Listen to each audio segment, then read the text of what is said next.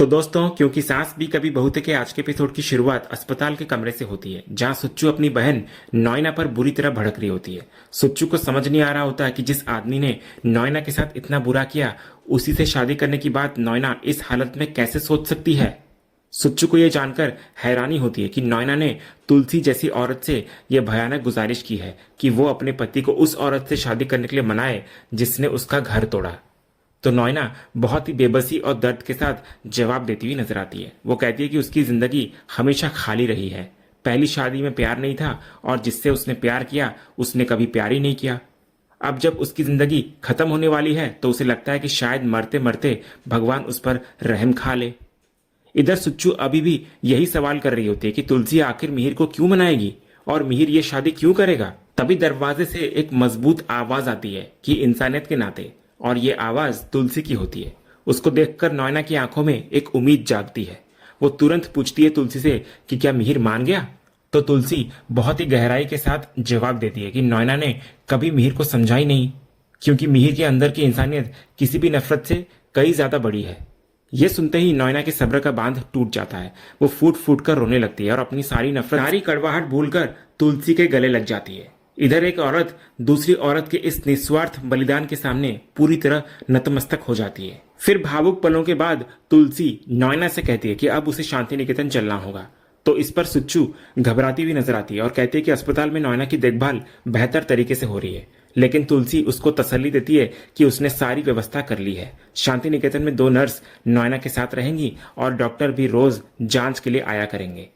जब सुच्चू इमरजेंसी का डर जताती है तो नॉयना एक कड़वा लेकिन सच्चा जवाब देती है। वो कहती है कि ज्यादा से ज्यादा क्या होगा, वो मर जाएगी, लेकिन मरने से पहले मिहिर के साथ वो कुछ पल जी तो लेगी। फिर नॉयना अपनी बहन से मिन्नतें करती है कि उसे जाने दे। इसके अगले ही सीन में तुलसी नॉयना और सुच्चू को लेकर शांति निकेतन आती है। गाड़ी से उतरने के बाद जब वे तुलसी के पौधे के पास आकर रुकते हैं तो नॉयना तुलसी को कहती है कि उसके आते ही तुलसी का पौधा फिर से हरा हो गया है। इतना कहकर वो खुद तुलसी माता के सामने प्रणाम करती हुई नजर आती है। इसके बाद नॉयना पूछती है कि क्या घर पर कोई नहीं है। तभी सुच्चू नॉयना से कहती है कि क्या वो उम्मीद कर रही थी कि सब आकर उसका शानदार स्वागत करेंगे। इसके बाद तुलसी नॉयना को घर के अंदर ले आती है, लेकिन चौखट पर उसे रोकती है। इधर फिर सारे परिवार वाले भी आ जाते हैं, लेकिन नॉयना की तरफ कोई नहीं देखता और अपना मुंह फेर लेते हैं सब कोई। मिहिर भी वही करता है और नॉयना को देखता तक नहीं। पीछे दूर खड़ी नॉयना मिहिर को पूछती है कि वो कैसा है, लेकिन मिहिर कोई जवाब नहीं देता। इसके बाद तुलसी आरती की थाल लेकर आती है और घर की बड़ी होने के नाते गायत्री से नॉयना की आरती उतारने का आग्रह करती है, लेकिन गायत्री साफ शब्दों में इनकार करती हुई नजर आती है। वो कहती है कि नॉयना की बीमारी का उसे दुख जरूर है, लेकिन उसके अतीत के कर्मों को देखते हुए आरती नहीं उतार सकती वो। इसके बाद एक एक करके शोभा, ऋतिक, मुन्नी और परी भी बहाने बनाकर वहां से चले जाते हैं। कोई भी नॉयना का स्वागत करने को तैयार नहीं होता। इधर अपना ये अपमान देखकर नॉयना टूट जाती है। वो भारी मन से तुलसी को कहती है कि वो इसी तिरस्कार के लायक है और उसे यहाँ से चले जाना चाहिए था, आना ही नहीं चाहिए था। वो वहां से लौटने लगती है, लेकिन तुलसी उसको रोक लेती है। इसके बाद तुलसी पूरे अधिकार से कहती है कि जब उसने नॉयना की आखिरी इच्छा पूरी करने का वादा किया है तो वो पूरे सम्मान के साथ पूरी होगी। इसके बाद तुलसी खुद अपने हाथों से नॉयना की आरती उतारती है और उसे घर के अंदर लाती है। फिर अंदर आने के बाद नॉयना दूर खड़े मिहिर की तरफ मुड़ती है और उसकी आखिरी इच्छा पूरी करने के लिए उसे धन्यवाद कहती है। लेकिन मिहिर का जवाब बेहद कठोर और सीधा होता है। वो नॉयना को साफ कहता हुआ नजर आता है कि वो जिंदगी में कभी उसकी शक्ल नहीं देखना चाहता था। मिहिर स्पष्ट करता है कि वो जो कुछ भी कर रहा है उसमें नॉयना के लिए कोई हमदर्दी नहीं है। वो ये सब सिर्फ और सिर्फ अपनी तुलसी के लिए कर रहा है, क्योंकि वो तुलसी से बेइंतहा प्यार करता है। इधर मिहिर की इन बेरुखी भरी बातों को सुनकर नॉयना तुलसी का एहसान मानती है और अपनी बच्ची कुची जिंदगी गुजारने के लिए सुच्चू के साथ अंदर कमरे में चली जाती है। वहीं दूसरी तरफ मुन्नी अपने ऑफिस में काम कर रही होती है। उसका बॉस राहुल उसे एक काम जल्दी करने के लिए कहता है और साथ ही एक ताना भी मारता है। वो कहता है कि वो जानता है कि नई नई शादी हुई है उसकी, तो शायद पति और मैरिड लाइफ से फुर्सत ही नहीं मिलती होगी, इसलिए उसे काम पर भी ध्यान देना चाहिए। लेकिन मुन्नी इस ताने का बहुत ही पेशेवर और समझदारी से जवाब देती है। वो कहती है कि वो अपनी वर्क लाइफ और मैरिड लाइफ दोनों को संभालना जानती है। वो बताती है कि जिस काम के बारे में वो बात कर रहा है उस पर वो पहले से ही काम कर रही है और उसने इस बारे में उसे मेल भी किया था। वो कहती है कि वो उसे दोबारा मेल भेज देगी ताकि वो भी अपना काम जल्दी कर सके। तभी ठीक उसी समय जब मुन्नी और राहुल की बातचीत खत्म होती है, ऋतिक मुन्नी का टिफिन लेकर उसके कैबिन में आता है। उसे राहुल के साथ देखकर वो थोड़ा हिचकिचाता है और कहता है कि वो बाद में आता है, लेकिन मुन्नी उसे रोक लेती है और कहती है कि उनकी बात खत्म हो चुकी है। इसके बाद राहुल ऋतिक को उसकी शादी के लिए बधाई देता है और वहां से निकल जाता है। अब कैबिन में सिर्फ ऋतिक और मुन्नी होते हैं। ऋतिक थोड़ा असहज महसूस करता है और माफी मांगता है कि वो ऐसे ही बिना बताए चला आया। तो इस पर मुन्नी मुस्कुराती है और कहती है कि इसमें माफी मांगने वाली क्या बात है, वो तो अपनी पत्नी के कैबिन में ही आया है। वो कहती है कि वो सच में बहुत अच्छे हैं। तो ऋतिक भी प्यार से कहता है कि तुमसे कम। इसके बाद ऋतिक पूछता है कि क्या राहुल के साथ सब कुछ ठीक है, तो मुन्नी कहती है सब कुछ ठीक है। इसके बाद ऋतिक टिफिन लेकर वहां से जाने लगता है, लेकिन मुन्नी उसको रोक लेती है। वो उसे बैठने के लिए कहती है। मुन्नी की आंखों में अब एक गहरी चिंता होती है। वो पूछती है आप ठीक तो है ना। वो कहती है कि वो जानती है कि नैना के घर वापस आने से ऋतिक के दिल पर क्या गुजर रही होगी। उसका यह सवाल ऋतिक के अंदर दबे हुए दर्द को बाहर ले आता है। वो कहता है कि वो बिल्कुल भी ठीक नहीं है। जब भी वो नैना की शक्ल देखता है तो उसे सिर्फ एक ही चीज याद आती है कि कैसे उस एक औरत ने उनका पूरा घर और परिवार तोड़ दिया था। उसे वो 6 साल याद आते हैं जो उसे अपनी मां के बिना गुजारने पड़े और कैसे उसे मिताली को झेलना पड़ा। तो इस पर मुन्नी ऋतिक को समझाने की कोशिश करती है। वो कहती है कि अगर मिताली नहीं आती तो आज उनके पास टिम्सी भी नहीं होती। वो कहती है कि वो मानती है कि नैना को घर पर देखना आसान नहीं है, लेकिन ये माँ की इच्छा है और वो जो कर रही है वो सिर्फ वही कर सकती है। वो ऋतिक को कहती है कि वे माँ के लिए इस मुश्किल को और न बढ़ाए। वहीं दूसरी तरफ मिहिर अपने कमरे में अकेला होता है और फोन पर अंगद से बात कर रहा होता है। उसकी आवाज में एक पिता का गर्व और खुशी साफ झलक रही होती है। वो अंगद की तारीफ कर रहा होता है कि उसने और वृंदा ने मिलकर कितना मुश्किल काम कर दिखाया है। वो उन्हें उनकी कामयाबी पर शाबाशी देता है। तभी मिहिर फोन पर अंगद को यह भी तसल्ली देता है कि शांति निकेतन में सब कुछ बिल्कुल वैसा ही है जैसा वो छोड़कर गया था, सब कुछ ठीक है। ठीक उसी पल शोभा कमरे के अंदर आती है। उसको देखते ही मिहिर अपनी बात जल्दी से खत्म करता है और फोन रख देता है। इधर शोभा, जिसने मिहिर की बातें सुन ली होती है, तुरंत अपने पिता से सवाल करती है। वो पूछती है कि उन्होंने अंगद से शांति निकेतन का सच क्यों छिपाया। वो पूछती है कि उन्होंने उसे यह क्यों नहीं बताया कि यहाँ असल में क्या चल रहा है और हालात कितने बदल चुके हैं। तो इस पर मिहिर समझाता है कि अंगद और वृंदा पहले ही जमशेदपुर में बहुत सी परेशानियों का सामना कर रहे हैं, इसलिए वो उन्हें और तनाव देना नहीं चाहता। लेकिन शोभा का दर्द छलक पड़ता है। वो पूछती है कि मम्मा ने उस औरत को घर में वापस क्यों आने दिया जिसने उनका घर तोड़ा था, और मिहिर इस फैसले में उनका साथ क्यों दे रहा है। तो मिहिर अपनी बेबसी बयां करते हुए कहता है कि वो खुद भी ये नहीं चाहता, लेकिन तुलसी की खुशी और उसकी इच्छा के आगे वो मजबूर है। मिहिर कहता है कि अगर तुलसी उसकी जान भी मांग ले तो वो दे देगा। ये सुनकर शोभा भावुक होती हुई नजर आती है और कहती है कि ऐसा प्यार सिर्फ वे दोनों ही कर सकते हैं। तो मिहिर इस पर अपनी बेटी को गले लगाता हुआ नजर आता है।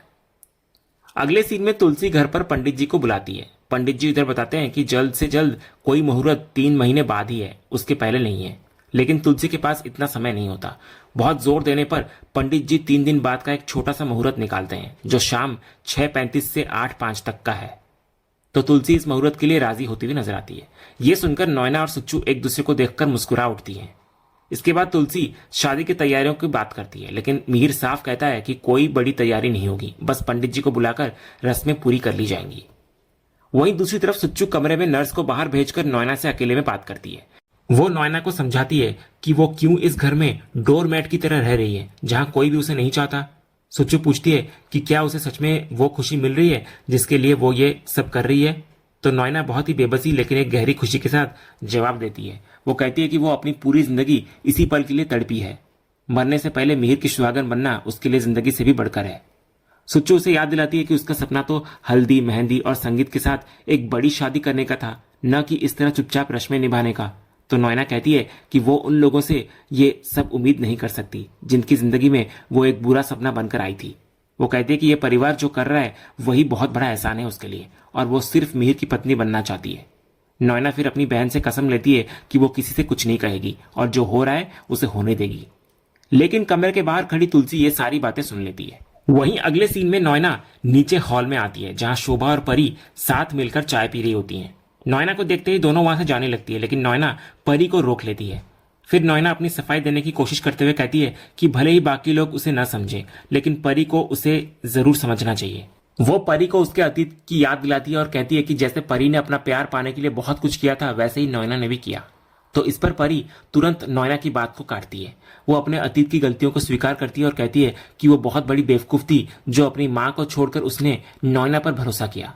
परी नोएना को आईना दिखाती है और कहती है कि उम्र में बड़े होने के नाते नोएना को उसे सही रास्ता दिखाना चाहिए था, लेकिन उसने ऐसा नहीं किया, जिसकी वजह से परी की जिंदगी बर्बाद हो गई। तो इधर नोएना अपनी गलती मानते हुए कहती है कि उस वक्त वो सिर्फ अपने प्यार के पीछे भाग रही थी, लेकिन बाद में उसको एहसास हुआ कि प्यार के पीछे जितना भागो वो उतना ही दूर चला जाता है। लेकिन शोभा उसको टोकती है और कहती है कि उसे ये बात बहुत देर से समझ में आई। शोभा याद दिलाती है कि नोएना की वजह से पूरे परिवार ने बहुत तकलीफें झेली है और आज फिर वही सब दोहराया जा रहा है। फिर अंत में परी एक बहुत ही कठोर लेकिन स्पष्ट बात कहती है। वो नोएना की बीमारी के प्रति हमदर्दी तो जताती है, लेकिन साफ कहती है कि वे लोग जो कुछ भी सह रहे हैं वो सिर्फ अपनी माँ के लिए कर रहे हैं। वो नोएना को किसी भी गलतफहमी में न रहने की चेतावनी देती है और कहती है कि वे न तो उसे कभी माफ करेंगे और न ही उसकी गलतियों को भूलेंगे। इतना बोलकर दोनों वहां से चली जाती हैं और नोएना एक बार फिर अपने अतीत के गुनाहों के बोझ तले अकेली रह जाती है। वहीं अगले सीन में सिक्योरिटी गार्ड को बेवकूफ बनाकर वापस भेजने के बाद वृंदा अलमारी में छिपे अंगद को बाहर निकालती है। इधर अंगद उसकी सूझबूझ की तारीफ करता है, लेकिन वृंदा घबराई हुई होती है। वो कहती है कि इस बार तो वो बच गए, लेकिन आगे से उन्हें इस तरह छुपकर मिलने से बचना होगा। फिर अंगद माहौल को हल्का करते हुए कहता है कि उनकी जिंदगी किसी फिल्म की तरह हो गई है, जहां हर सीन में कोई नया ट्विस्ट आ रहा है और रोमांस का कोई स्कोप ही नहीं बचा। वो मजाक में पूछता है कि क्या वृंदा बचपन से ही इतनी नॉटी थी, जिस पर वृंदा कहती है कि उसे इतना नॉटी अंगद नहीं बनाया है। फिर दोनों अपनी बेटी माधवी के कल आने वाले जन्मदिन की याद करते हैं और उससे मिलने जाने का फैसला करते हैं।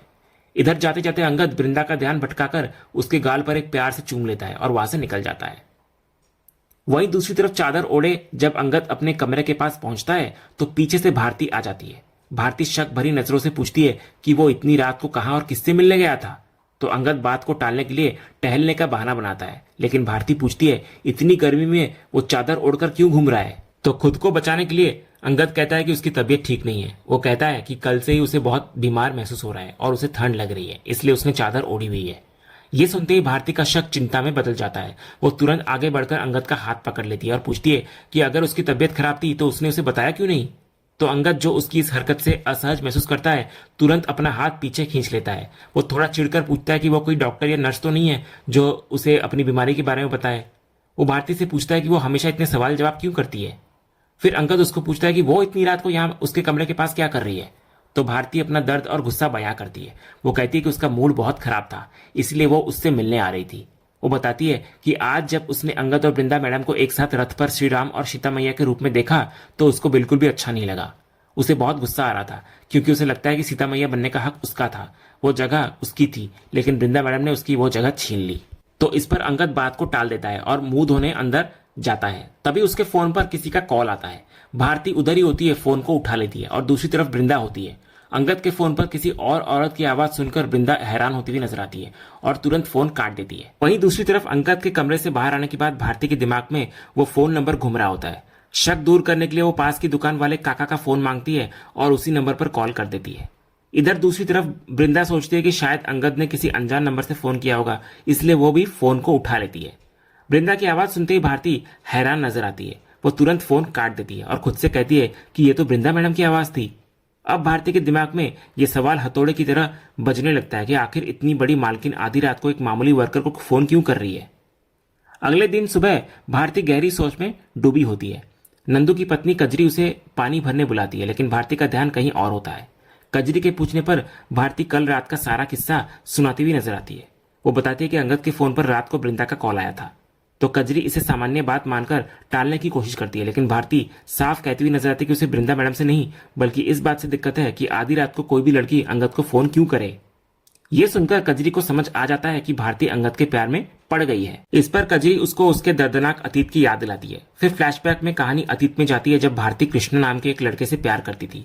वो अपने पिता बिक्कू से उसको मिलवाने वाली थी, लेकिन जब भारती कृष्णा को बुलाने उसके घर आती है तो वो उसे किसी और औरत से लड़ते हुए सुन लेती है। वो औरत कृष्णा की पत्नी होती है, जो कृष्णा को कोस रही होती है कि उसने भारती से अपना शादीशुदा होना क्यों छुपाया। ये धोखा भारती को अंदर तक तोड़ देता है। फिर फ्लैशबैक खत्म होता है और कजरी भारती को समझाती है कि वो एक बार धोखा खाने के बाद दोबारा यह दर्द ना सहे। वो हाथ जोड़कर भारती को इस प्यार से दूर रहने को कहती है, लेकिन भारती का तर्क अलग होता है। वो कहती है कि अगर एक लड़के ने उसे धोखा दिया तो क्या वो जिंदगी भर उसकी सजा भुगते। वो मानती है कि सभी इंसान एक जैसे नहीं होते और अंगद उसे पहली नजर में ही पसंद आ गया था। भारती गुस्से में कहती है कि वो सीधे अंगद से जाकर इस बारे में पूछेगी, इस पर कजरी तुरंत उसको रोकती है। वो भारती को हकीकत का आईना दिखाती है और कहती है कि वृंदा वीरानी बहुत सारी फैक्ट्रियों की मालकिन है और वो कभी एक मामूली मजदूर से प्यार नहीं करेगी। फिर कजरी उसको हिदायत देती है कि वो किसी से कुछ नहीं पूछेगी और ये बात सिर्फ उन दोनों के बीच में ही रहेगी। वहीं दूसरी तरफ विक्रांत और उसके आदमियों का असली खेल सामने आता है। इधर विक्रांत के आदमी कृपा की तारीफ कर रहे होते हैं कि उसने एंड मोमेंट पर आकर फुटेज डिलीट कर दी और उनका सारा झमेला खत्म कर दिया। इधर विक्रांत भी कृपा की इस समझदारी और वफादारी की दाद देता है। इसके बाद विक्रांत के आदमी उसके शातिर दिमाग की भी दाद देते हैं। वे कहते हैं कि जब विक्रांत ने वृंदा के सामने सीधा रिजाइन करने की बात कही तो वे खुद डर गए थे, लेकिन विक्रांत ने इतनी चालाकी से स्थिति को कंट्रोल किया कि वृंदा उल्टा उसी से हेल्प मांगने लगी। इस पर विक्रांत एक बहुत ही खतरनाक और चौंकाने वाला खुलासा करता है। वो कहता है कि उसको स्थिति कंट्रोल करनी ही थी क्योंकि उसका मकसद पूरी जिंदगी किसी के नीचे नौकरी करना या ऐसी छोटी पोस्ट पर रहना नहीं है।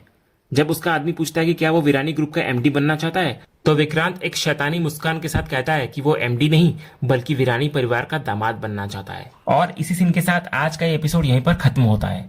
तो दोस्तों, आज का ये एपिसोड और इसका अपडेट आपको कैसा लगा, अपनी राय हमें कमेंट बॉक्स में जरूर बताएं। अगर आपको आज का ये वीडियो पसंद आया हो तो वीडियो को लाइक करें, शेयर करें और हमारे चैनल को सब्सक्राइब करके बेल आइकन जरूर दबाएं ताकि क्योंकि सांस भी कभी बहुत है कि अगले धमाकेदार एपिसोड का अपडेट आपको सबसे पहले मिले।